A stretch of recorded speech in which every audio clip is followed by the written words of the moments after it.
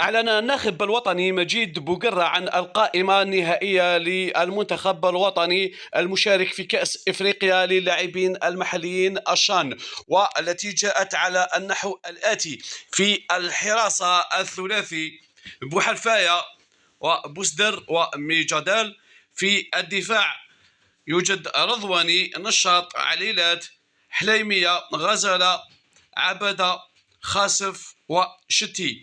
في وسط الميدان هناك بوراس، بالخماسة، بوجمعة، بوخرشاوي ودراوي ومربح.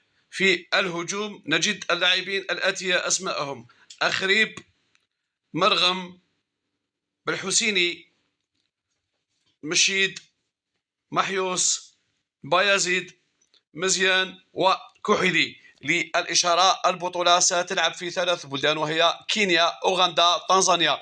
بالتوفيق للمنتخب الوطني الجزائري، والذي وصل في الدورة الماضية إلى الدور النهائي وانهزم في ملعب نيلسون مانديلا أمام منتخب السنغال كما تتذكرون، بركلات الترجيح بعد نهاية المباراة في وقتها الرسمي بالتعادل 0-0.